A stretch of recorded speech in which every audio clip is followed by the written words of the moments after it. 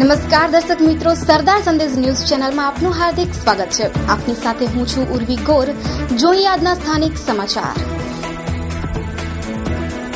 આદિપુરમાં DAV શાળા આવેલી છે, જેમાં શાળા દ્વારા બાળકોની સુરક્ષાથી માંડી બધી જ વ્યવસ્થા સામે બેદરકારી દાખવવામાં આવે છે. આ શાળાની બેદરકારી અંગે તંત્રને રજૂઆત કરાઈ હતી.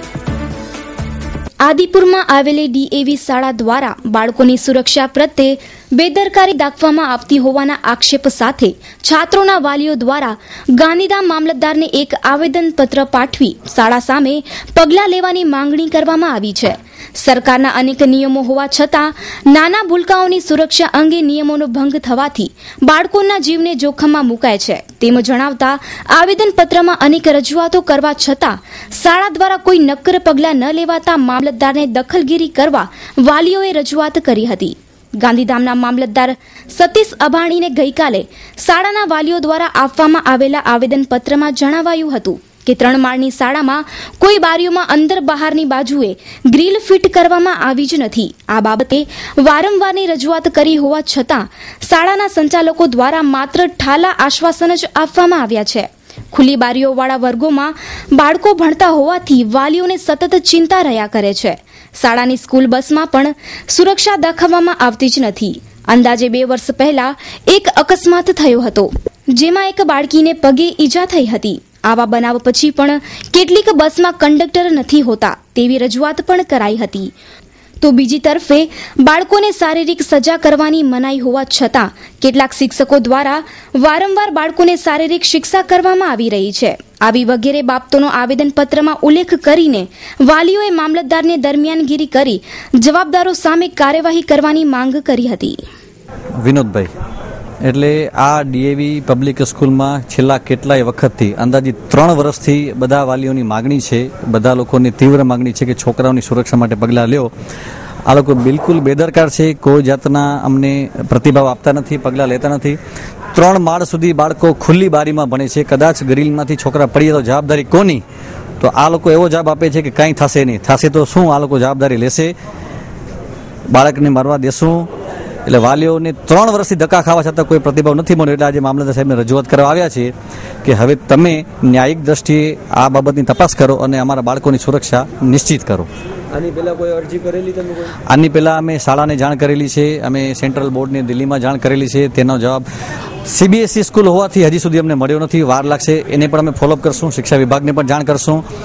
અને અન્ય જે કે અનિયમિતતા છે એ બાબત પણ અમે અમારી પ્રક્રિયા ચાલુ રાખી છે. અને જવાબ ન મળતા અમે એક સંઘર્ષ સમિતિ પણ બનાવી છે અને એ બાબત હજી પણ જો પ્રતિભાવ નહીં આપે તો અમે આંદોલનના માર્ગે જવાના છીએ.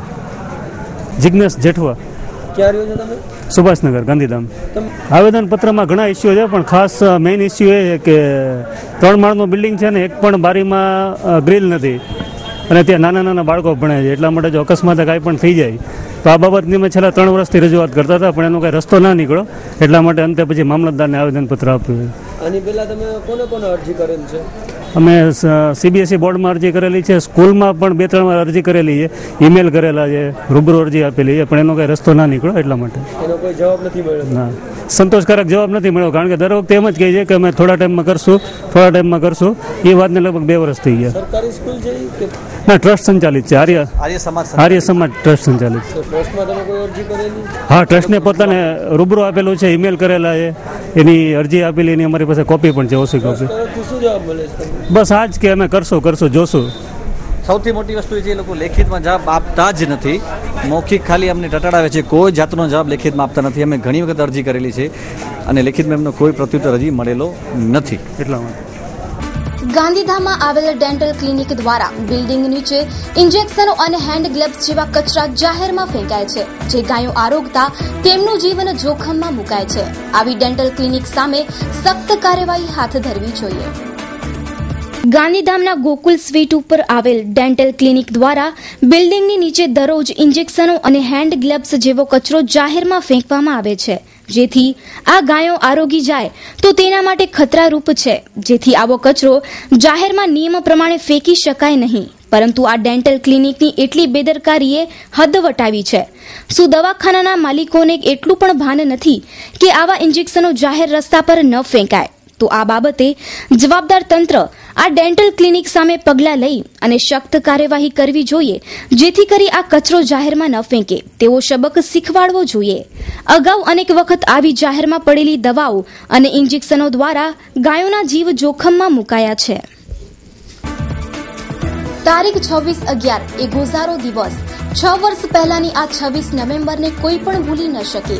2008માં થયેલા આતંકી હુમલામાં 164 લોકો ભોગ બન્યા હતા, જેમાં આપણા દેશના ઘણા બહાદુર જવાનોએ પણ શહીદી વહોરી હતી. અમારી ન્યૂઝ ચેનલના પરિવારે પાઠવે છે એમને અંજલિ.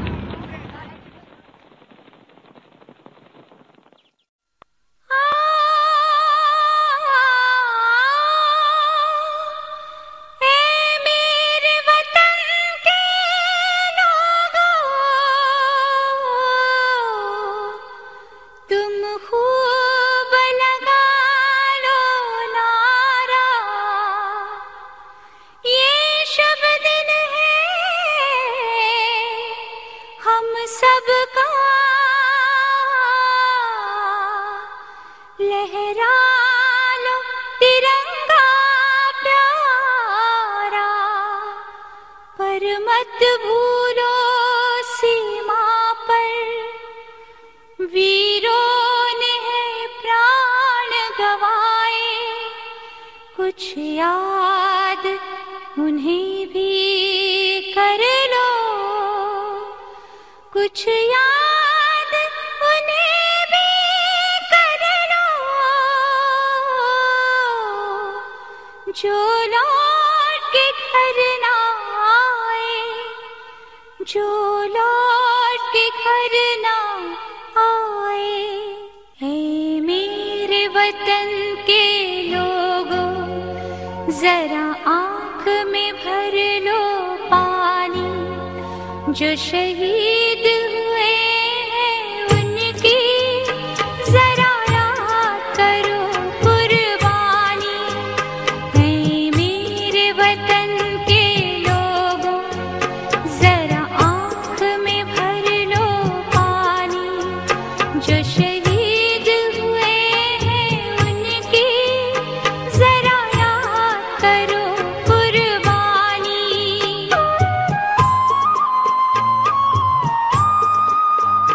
जब घायल हुआ हिमालय, खतरे में पड़ी आजादी, जब तक थी सांस लड़े वो, जब तक थी सांस लड़े वो, फिर अपनी लाश बिछा दी, संगीन पे धर कर माथा, सो गए अमर बलिदानी, जो शहीद हुए।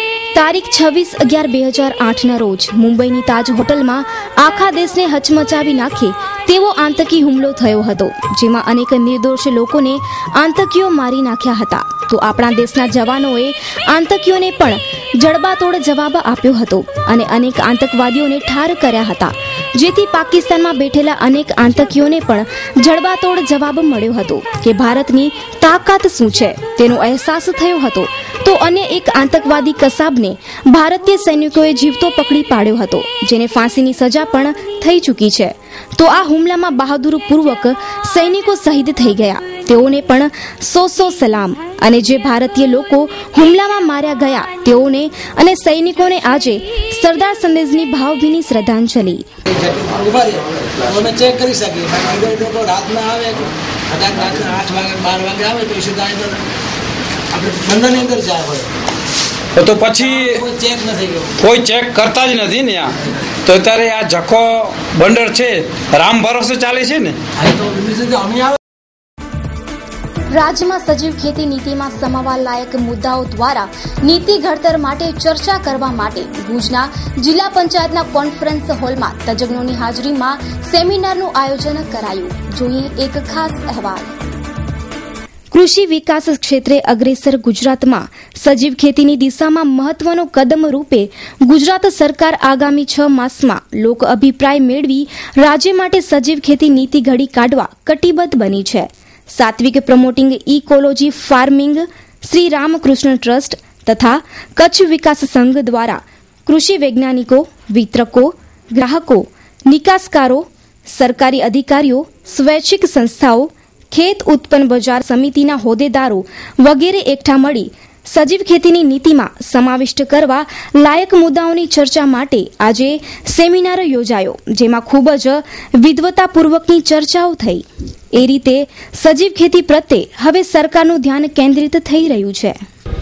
ગુજરાતની અંદર મારી દ્રષ્ટિએ કચ્છ જિલ્લાની અંદર સજીવ ખેતીનું પ્રમાણ ઘણું બધું વધુ છે અને કચ્છના ખેડૂતોની એક જાગૃતિ અને અમારા જેવાનો આજે 14 વર્ષ થયા એનો પ્રચાર એનો મને લાગે છે કચ્છ જિલ્લાની અંદર આવો વિષય ઘણો બધો ગુજરાતની અંદર કચ્છ જિલ્લો આગળ છે. આજે આ બેઠક છે વિષય કે પ્રમાણપત્ર અને એના વિષયો એને નીતિ રીતિ રાજ્ય સરકાર સજીવ ખેતી કરતા ખેડૂતોને એનું માર્ગદર્શન કે નીતિ રીતિ શું હોવી જોઈએ સરકારની. દાખલા તરીકે આવી નીતિ અત્યારે નવી ઘડાઈ રહી છે એટલે રાજ્ય સરકારને ખૂબ ખૂબ અભિનંદન દઈએ કે અમારા જેવાના વિચારોને અને ખેડૂતો સુધી પહોંચાડીને રાજ્ય સરકાર એની નીતિ નવી ઘડી રહી છે. ગુજરાત સરકારે બહુ જ મહત્વની એક પહેલ આદરી છે અને તે સજીવ ખેતીની નીતિ નક્કી કરવાની. સામાન્ય રીતે કોઈ પણ નીતિ ઘડાતી હોય છે તો અધિકારીઓ અને વૈજ્ઞાનિકો બેસીને પોતાની રીતે ઘડી લેતા હોય છે, પણ આપણા સૂચનને ધ્યાનમાં રાખીને સરકારે બહુ મહત્વનું પગલું ભર્યું છે કે આખા રાજ્યમાં ખેડૂત સંગઠનો, ખેડૂતો, ગ્રાહકો, ચિકિત્સકો, જે કંઈ મિત્રો છે તે બધાને સજીવ ખેતીની નીતિમાં શું હોવું જોઈએ તે પૂછવામાં આવી રહ્યું છે. એટલે આ કોઈ સેમિનાર કે શિબિર કે માર્ગદર્શન કાર્યક્રમ નથી, પણ સરકાર પૂછવા આવી છે તો લોક અભિપ્રાય કાર્યક્રમ છે. અને આખા દેશમાં ક્યાંય આ પ્રકારની નીતિ ઘડાઈ નથી કે જ્યાં લોકોને પૂછ્યું હોય, અને આ બહુ સારી પ્રક્રિયા છે કે લોકોને પૂછીને સરકાર નીતિ ઘડવાની છે. તો દર્શક મિત્રો, મળીએ એક નાનકડા વિરામ બાદ. નવકાર રેસિડેન્શિયલ પ્લોટ માંડવીથી 4 કિલોમીટર દૂર અને મધ્યમ વર્ગને પરવડે તેમજ બંગલા બનાવવા માટે સુંદર તેમજ નયનરમ્ય વાતાવરણ. માંડવીમાં ચાલતા બીજા અને અન્ય પ્રોજેક્ટ કરતા તદ્દન વ્યાજબી ભાવે પ્લોટ. આ plot main highway touch NA થયેલ પ્લોટો કોડાઈ રોડથી માંડવી જતા રોડ પર, બોંતેર જિનાલાથી 6 કિલોમીટર દૂર, માંડવી બીચથી 8 કિલોમીટરના અંતરે, 20 કિલોમીટર નાલકો GMDC પ્રોજેક્ટ તેમજ 6 લાઇન નેશનલ હાઈવે રોડ. તો આ કિંમતી તકને ચૂકશો નહીં. આ તકને ઝડપી જિંદગીને નવું નજરાણું આપો.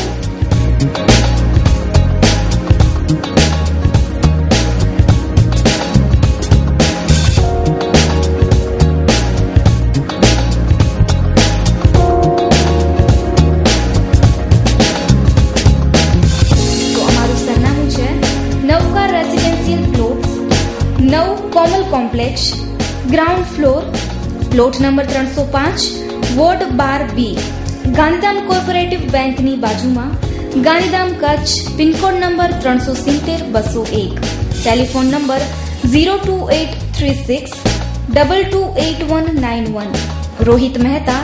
Mobile number 9825411317. Dhaval Mehta. Mobile number 9737181818. Bhachau highway પર 2 ટ્રક વચ્ચે અકસ્માત સર્જાયો હતો, જેમાં કોઈ જાનહાનિનો બનાવ બન્યો ન હતો, પરંતુ ટ્રકમાં સામાન્ય નુકસાન થયું હતું. દરરોજ ભચાઉ હાઈવે પર અકસ્માત બની રહ્યા છે, ત્યારે આજે વધુ અકસ્માત નોંધાયો હતો. પ્રાપ્ત થતી વિગતો પ્રમાણે ટ્રક નંબર RJGB 0047ના બ્રેક લેટર તૂટી જતા તેમજ વ્હીલ ચોટી જતા ગાડી રસ્તામાં જ બ્રેક થઈ ગઈ હતી, જેના કારણે પાછળથી આવી રહેલ ટ્રક નંબર GJ 12 AT 2953ના ચાલક વિમલભાઈએ પોતાની ટ્રક પરથી કાબુ ગુમાવતા પાછળથી ટક્કર મારી હતી, જેના કારણે ટ્રકમાં સામાન્ય નુકસાન થયું હતું, પરંતુ સદનસીબે જાનહાનિ થતા ટળી હતી. ગાંધીધામના ઝોનમાં અનેક ફેક્ટરીઓ આવેલી છે, ત્યારે કાપડની મોટા પાયે ચોરીના બનાવ સામે આવ્યા કરે છે. આ ચોરીના પ્રકરણમાં અનેક અધિકારીઓ અને મોટા માથાઓ પણ સંડોવાયેલા છે તેવા અહેવાલો પ્રકાશમાં આવ્યા છે. ગાંધીધામના ઝોનમાં અનેક ફેક્ટરીઓ આવેલી છે, જેમાં કાપડ અને પ્લાસ્ટિકની ચોરી મોટા પાયે થઈ રહી છે. ત્યારે ઝોનમાં ચાલતો આ ધંધો અમુક રાજકારણીઓ અને કસ્ટમના અધિકારીઓ તેમજ કર્મચારીઓની સંડોવણીથી મોટા પાયે ચાલી રહ્યો છે. તો આ કાપડ અને પ્લાસ્ટિક ચોરીના સમગ્ર નેટવર્ક સાથે અનેક અધિકારીઓ સંકળાયેલા છે, જેમાં એક ડોનની ખાસ ભૂમિકા છે. તો અહીં કેવી રીતે કરવામાં આવે છે ચોરી તેના પર નજર કરીએ તો અહીં ઝોનમાં 40 ફૂટના કન્ટેનરની અંદર અને 20 ફૂટના કન્ટેનરમાં કાપડ અને પ્લાસ્ટિક ભરીને અહીંથી કન્ટેનર બહાર કાઢવામાં આવે છે. તો આ વાતની જાણ ઝોનના અધિકારીઓને કેમ નથી, જેથી તેઓની પણ ભૂમિકા શંકાના દાયરામાં છે. જો દરરોજ આખા કન્ટેનરો બદલી જતા હોય અને આટલી મસમોટી ચોરી અહીં કરવામાં આવતી હોય, જેની અહીંની સિક્યુરિટીને પણ જાણ ન હોય, તો ઝોન માટે શરમજનક વાત કહેવાય. અત્રે ઉલ્લેખનીય છે કે અહીં બહારથી જે કાપડ આવે છે તે ઇન્ડિયન માર્કેટમાં વેચવાની પરમિશન નથી, છતાં પણ અહીંથી કન્ટેનરો બહાર કાઢી અને આ ડોન કન્ટેનરો પોતાના ગોડાઉનમાં ખાલી કરાવી નાખે છે. ત્યારબાદ ત્યાંથી બીજા કન્ટેનરો ભરી હરિયાણા, અમદાવાદ, ઉપલેટા વગેરે જેવા સ્થળોએ આ માલ મોકલવામાં આવે છે. ત્યારબાદ આ કાપડનું ત્યાં રિફ્રેશ કરી અને ફરીથી બજારમાં ધૂમ વેચાણ કરવામાં આવે છે અને મસમોટી માત્રામાં નફો કરવામાં આવે છે, જેમાં ડોન તો પોતાના ખિસ્સા ભરી રહ્યો છે, પરંતુ સરકારને જેના કારણે દરરોજ લાખો કરોડના ટેક્સનો ચૂનો લાગે છે. તેમજ અહીં જે ગાડીઓ લોડ અને અનલોડ થાય છે તેમાં નંબરો તો અમુક ગાડીઓમાં જ હોય છે, નહીં તો નંબર પણ હોતા જ નથી. નિયમ પ્રમાણે જો ગાડીમાં નંબર ન હોય તો ટ્રેલર ડિટેઇન થાય છે, પરંતુ અહીં કાંઈ જ કાર્યવાહી કરવામાં આવતી જ નથી અને સમગ્ર કૌભાંડ પૂરજોશમાં ચાલી રહ્યું છે. તો ઝોનની અંદર અનેક કંપનીઓ તથા કેન્ટીનોમાં બાળ મજૂરો પણ કામ કરી રહ્યા છે. તે બાબતે તંત્રએ ધ્યાનમાં આપવું જોઈએ, કારણ કે બાળ મજૂરી પણ ગુન્હો છે. તો સમગ્ર કૌભાંડનું નેટવર્ક એટલું મોટું છે કે જો એક ડોનની ધરપકડ થાય તો આમાં કંઈક મોટી કડીઓ ખુલે અને અધિકારીઓના નામ પણ ખુલે તેમ છે. વાઇબ્રન્ટ ગુજરાત 2015ના આયોજનની તૈયારીઓ ચાલી રહી છે. સમગ્ર ગુજરાતમાં કચ્છ કલેક્ટરે સ્વયંસ્ફૂર્ણા સાથે કચ્છમાં ઉદ્યોગ સ્થપાય તે માટે વાતાવરણ તૈયાર કરવા પ્રયત્ન કર્યા છે. વાઇબ્રન્ટ ગુજરાત સમિટના પગલે કચ્છમાં ઉદ્યોગો સ્થપાય તે માટે કચ્છ કલેક્ટરે આગળ આવી ઉદ્યોગો માટે એક જ છત્ર નીચે તમામ કાર્યવાહી થાય તે માટે પહેલ કરી છે અને coffee table book, audio visual CD બનાવી વાઇબ્રન્ટ સમિટમાં રજૂ કરાશે. સમગ્ર બાબતે નાયબ કલેક્ટર ઇન્દ્રજીતસિંહ વાડાએ માહિતી આપતા જણાવ્યું, અને કચ્છનું જે ભૂકંપ થયા પછીનું જે આર્થિક ઉત્થાન છે એની નોંધ સમગ્ર વિશ્વએ લીધેલી છે અને કચ્છને એક ઇન્વેસ્ટમેન્ટ માટેનું એક સારામાં સારી જગ્યા તરીકે એક પસંદ કરવામાં આવે છે ને એને જ આગળ વધારતા જે વાઇબ્રન્ટ સમિટ 2015 જે ગાંધીનગર ખાતે થવાની છે તેમાં પણ આ સિલસિલો ચાલુ રહે એ માટે થઈને માનનીય કલેક્ટરશ્રીએ એક વિચાર એવો વ્યક્ત કર્યો એડમિનિસ્ટ્રેશન પાસે કે જે અત્યારે હયાત ઇન્ડસ્ટ્રીઓ છે એ તો છે અને એસ્ટાબ્લિશ થઈ ગઈ છે, પરંતુ કોઈ નવી ઇન્ડસ્ટ્રી કોઈ આવે તો સ્વાભાવિક છે કે આજે કોઈ ઇન્ડસ્ટ્રી નાખવા માગે તો એને ઘણી બધી જરૂરિયાતો પડતી હોય. આજે કોઈ એન્ટરપ્રેન્યોરને કોઈ પણ ઇન્વેસ્ટમેન્ટ કરવું હોય, કોઈ ઉદ્યોગ સ્થાપવો હોય તો એને ઘણી બધી જગ્યાઓએ જઈ અને માહિતી એકઠી કરવી પડતી હોય છે. તો એવું કેમ ના થઈ શકે કે એક જ જગ્યાએથી એમને બધી માહિતી મળી જાય.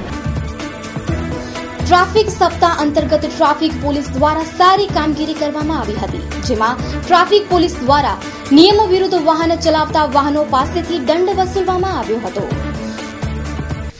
ટ્રાફિક સપ્તાહ અંતર્ગત આજરોજ ગાંધીધામ ટ્રાફિક પોલીસે સારી કામગીરી કરી હતી, જેમાં લાયસન્સ કે હેલ્મેટ ન હોય તેવા વાહન ચાલકોને આજરોજ ગાંધીધામ ઓસ્લો સર્કલ મધ્યે દંડવામાં આવ્યા હતા. તેમજ કાર પર કાળા કાચ લાગેલા હોય તેવી કારને દંડ વસૂલવામાં આવ્યો હતો અને કાયદાનું લોકોને ભાન કરાવાયું હતું. આદિપુરનો વર્ષો જૂનો ચિલ્ડ્રન પાર્ક ખખડધજ હાલતમાં છે. ચિલ્ડ્રન પાર્ક તો નામ આપવામાં આવ્યું છે, પરંતુ બાળકોના રમતગમતના સાધનો વર્ષોથી તૂટેલી અવસ્થામાં છે. તો તંત્ર જલ્દી જાગે અને પાર્કના વિકાસ અંગે પગલાં ભરે એવી લોકમાંગ. આદિપુરનો વર્ષો જૂનો પાર્ક ચિલ્ડ્રન પાર્ક છે, ત્યારે અહીં સુવિધાના નામે ગાંધીધામ નગરપાલિકા મીંડું જ છે. અહીં વર્ષો થઈ ગયા, પરંતુ પાર્કમાં કંઈ કામગીરી હાથ ધરવામાં આવી જ નથી અને રમતગમતના સાધનો પણ તૂટેલી અવસ્થામાં પડ્યા છે. તો આ પાર્ક અમુક અસામાજિક તત્વો રાત્રે પીધેલી હાલતમાં પણ દેખાય છે અને આ વર્ષો જૂના પાર્ક માટે જો ગ્રાન્ટ ફાળવવામાં આવે તો આ પાર્કનો પણ વિકાસ થઈ શકે તેમ છે. આદિપુર વાસીઓને વધુ એક ફરવાનું સ્થળ મળી શકે તેમ છે, જેથી આ બાબતે ગાંધીધામ નગરપાલિકા જાગે અને તાત્કાલિક ધોરણે આ બાબતે પગલાં લે તેમજ ગ્રાન્ટની ફાળવણી કરે તો પાર્કનો વિકાસ થાય તેમ છે તેવી માંગ અહીંના શહેરજનોમાંથી ઉઠી રહી છે. આ છે આદિપુરનો ચિલ્ડ્રન પાર્ક. અહીંયા વર્ષો જૂનો આ પાર્ક છે, પરંતુ અહીં બાળકો માટે કંઈ જ રમવાની કે કંઈ સુવિધા નથી. આપ જોઈ શકો છો આ લસકાણી છે, એ સાવ તૂટેલી હાલતમાં છે. આ જોઈ શકો છો કેટલા અહીંયા ક્રેક છે, ક્રેક છે અને આને કંઈ બનાવવામાં જ નથી આવ્યું.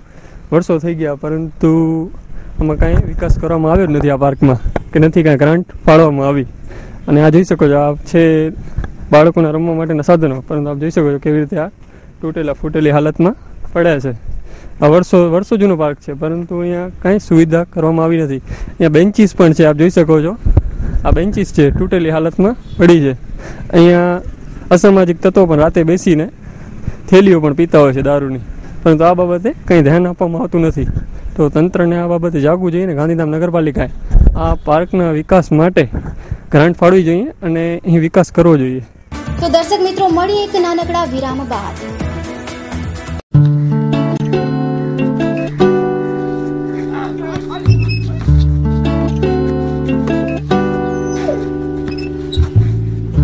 Just you, just me.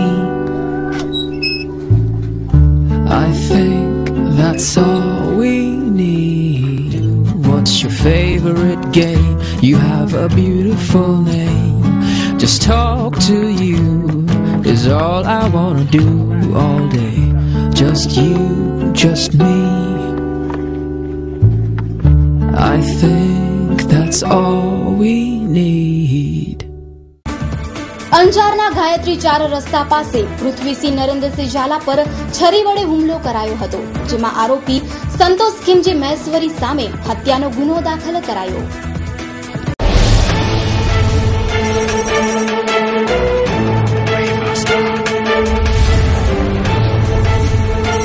અંજારમાં સોમવારે યુવાન પર છરી વડે હુમલો કરનાર સામે હત્યાની કોશિશનો ગુનો દાખલ થયો હતો. પોલીસે આરોપીની શોધખોળ હાથ ધરી હતી. આ અંગે મળતી વિગતો મુજબ સોમવારે સાંજે અંજારના ગાયત્રી 4 રસ્તા પાસે ફરિયાદી પૃથ્વીસિંહ નરેન્દ્રસિંહ ઝાલા પર આરોપી સંતોષ ખીમજી મહેશ્વરીએ પીઠના ભાગે છરી વડે હુમલો કર્યો હતો, જેના પગલે ભોગ બનનારને ભુજ સારવાર માટે ખસેડવામાં આવ્યો હતો. પોલીસે આરોપી સામે હત્યાની કોશિશનો ગુનો દાખલ કર્યો હતો. ફરિયાદીનો મિત્ર આરોપી પાસે રૂપિયા માંગતો હતો, જેના ઉઘરાણી માટે ફરિયાદી તથા તેનો મિત્ર આરોપી પાસે જતા તે ઉશ્કેરાઈ જઈ હુમલો કર્યો હતો. પોલીસે આરોપીઓની ધરપકડ કરવા ચક્રો ગતિમાન કર્યા છે.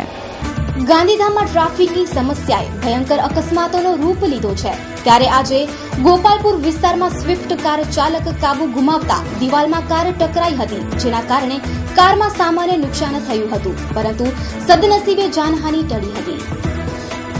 ગાંધીધામમાં દિવસો દિવસ ટ્રાફિક વધી રહી છે અને અકસ્માતો પણ વધી રહ્યા છે, ત્યારે આજે વધુ એક અકસ્માત ગોપાલપુર વિસ્તારમાં બન્યો હતો, જેમાં નવી નકોર સ્વિફ્ટ કાર ચાલકે કાબુ ગુમાવતા દિવાલમાં ટકરાઈ હતી અને કારમાં નુકસાન થયું હતું.